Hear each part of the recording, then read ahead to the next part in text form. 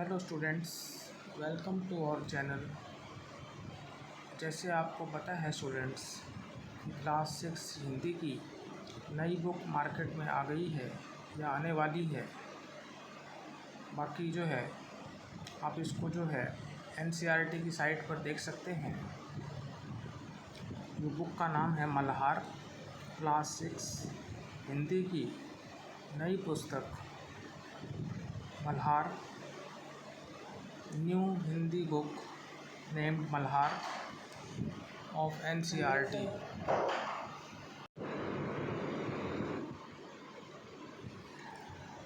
तो स्टूडेंट्स चलिए स्टार्ट करते हैं।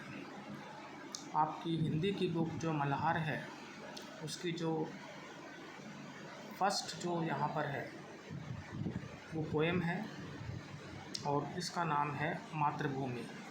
तो मातृभूमि जो कविता है उसको स्टार्ट करेंगे। मातृभूमि आपको पता ही है कि जिस देश के हम निवासी हैं वो हमारी मातृभूमि होती है।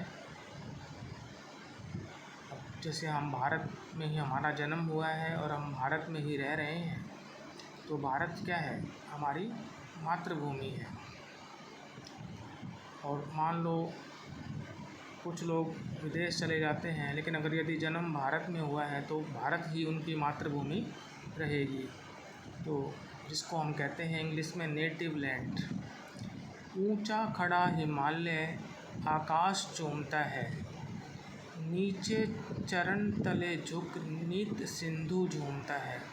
तो ऊंचा खड़ा हिमालय आकाश चूमता है। जो हिमालय ऊंचा खड़ा हुआ है वो आकाश को चूमता है। हिमालय जो है वो है भारत की उत्तरी सीमा पर फैली पर्वतमाला। हिमालय को हम कहेंगे भारत की उत्तरी सीमा पर फैली पर्वतमाला। नीचे चरण तले झुक, नीचे जो है चरण तले झुक नित सिंधु झूमता है। तो सिंधु जो है वो एक नदी का नाम है। तो यहाँ पर ऊंचा खड़ा हिमालय आकाश चूमता है, नीचे चरण तले झुक नित सिंधु झूमता है। हिमालय जो है ऊंचा खड़ा हुआ है, आकाश को चूमता है, आकाश गगन, और नीचे चरण तले झुक नित सिंधु झूमता है। तो यहाँ पर जो है कवि जो है यहाँ पर अपने बता रहा है कि कितना ऊंचा खड़ा हुआ है हिमालय और आकाश को चूमता है, नीचे चरण तले झुक नित सिंधु झूमता है।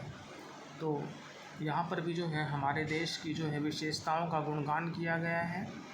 आगे है गंगा यमुना त्रिवेणी नदियाँ लहर रही हैं, जगमग छटा निराली पग पग चहर रही है।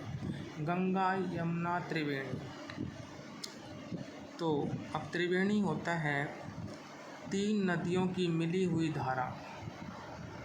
तीन नदियों की मिली हुई धारा जिसको हम संगम भी कहते हैं।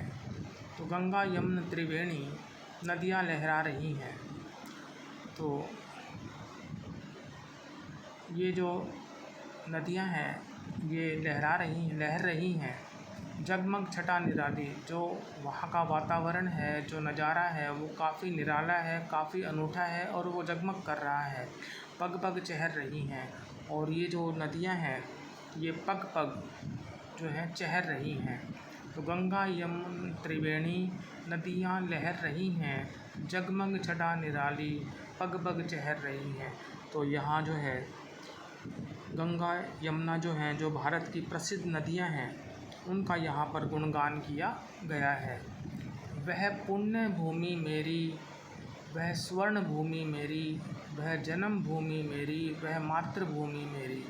वह पुण्य भूमि मेरी, पुण्य भूमि यहाँ पर भारत है।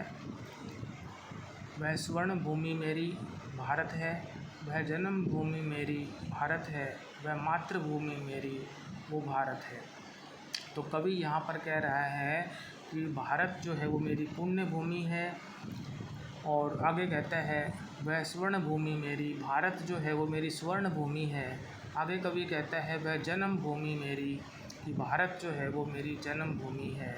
आगे कवि कहता है वह मातृभूमि मेरी, भारत जो है वो मेरी मातृभूमि है जहाँ मेरा जन्म हुआ है। आगे चलते हैं। झरने अनेक झरते जिसकी पहाड़ियों में चिड़ियाँ चहक रही हैं ओ मस्त झाड़ियों में।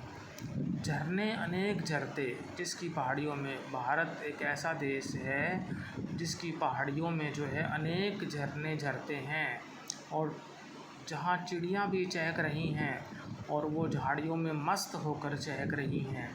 झरने अनेक झरते जिसकी पहाड़ियों में चिड़ियाँ चहक रही हैं हो मस्त झाड़ियों में। तो यहाँ पर झरने जो हैं वो बहुत ही झरते हैं भारत की पहाड़ियों में और चिड़ियाँ भी चहक रही हैं वो मस्त झाड़ियों में, यानी झाड़ियों में मस्त होकर चिड़ियाँ भी चहक रही हैं। तो यहाँ पर जो है प्रकृति का जो है वर्णन किया गया है, प्रकृति का नज़ारा जो है वो प्रस्तुत किया गया है। आगे हैं, अमराइयाँ घनी हैं, कोयल पुकारती है, बहती मल्य पवन है, तन मन संवारती है। तो मल्य पवन जो है वो दक्षिण भारत के मल्य पर्वत से चलने वाली सुगंधित वायु है। यहाँ पर जो लिखा गया है कि बहती मल्य पवन है, इसका मीनिंग होता है कि दक्षिण भारत के मल्य पर्वत से चलने वाली सुगंधित वायु, उसको मल्य पवन कहते हैं। तो अमराइयाँ घनी हैं, अमराइयाँ बहुत ज़्यादा हैं और कोयल पुकारती है। कोयल की आवाज़ आपको सबको पता है कि बहुत ही मीठी होती है। और फिर बहती मल्य पवन है, दक्षिण भारत के मल्य पर्वत से चलने वाली सुगंधित वायु बह रहती है, तन मन संवारती है और ये जो है हमारा तन और मन दोनों को जो है संवारती है। वह धर्म भूमि मेरी, वह कर्म भूमि मेरी, वह जन्म भूमि मेरी, वह मातृभूमि मेरी। तो यहाँ पर बताया गया है कि वो जो है भारत वो मेरी धर्म भूमि है, वह कर्म भूमि मेरी, भारत मेरी कर्म भूमि है, वह जन्म भूमि मेरी, वो मेरी जन्म भूमि है, वह मातृभूमि मेरी, वो मेरी मातृभूमि भी है। जन्मे जहाँ थे रघुपति, जन्मी जहाँ थी सीता, श्री कृष्ण ने सुनाई वंशी पुनित गीता। जन्मे जहाँ थे रघुपति की जहाँ जन्म हुआ था रघुपति का, रघुपति का यहाँ पर भगवान राम से संबंध है क्योंकि रघुपति जो है वो श्री रामचंद्र का एक नाम है। और रघुपति जो हैं आपको पता ही है दशरथ के पुत्र थे। जन्मे जहाँ थे रघुपति कि जहाँ जन्म हुआ था रघुपति का यानी भगवान राम का और वो दशरथ के पुत्र थे। जन्मी जहाँ थी सीता, जहाँ सीता का जन्म हुआ था। आपको पता ही है कि माता सीता जो है वो भगवान राम की पत्नी थी और सीता जो है वो जनक की पुत्री थी और उनको जानकी भी कहते थे। श्री कृष्ण ने सुनाई वंशी पुनित गीता, और जहाँ श्री कृष्ण भगवान श्री कृष्ण ने क्या सुनाई थी, वंशी पुनित गीता। गीता जो है एक प्रसिद्ध और प्राचीन ग्रंथ श्रीमद् भागवत गीता है। इसमें वे प्रश्न उत्तर और संवाद हैं जो महाभारत में श्री कृष्ण और अर्जुन के बीच हुए थे। तो यहाँ श्री कृष्ण ने वंशी पुनित गीता सुनाई थी।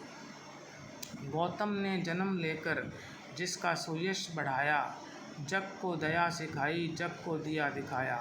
तो गौतम ने जन्म लेकर, यानी यहाँ पर गौतम ने जन्म लिया था। गौतम बुद्ध से संबंधित हैं और गौतम बुद्ध एक प्रसिद्ध महापुरुष थे और बौद्ध धर्म के प्रवर्तक थे।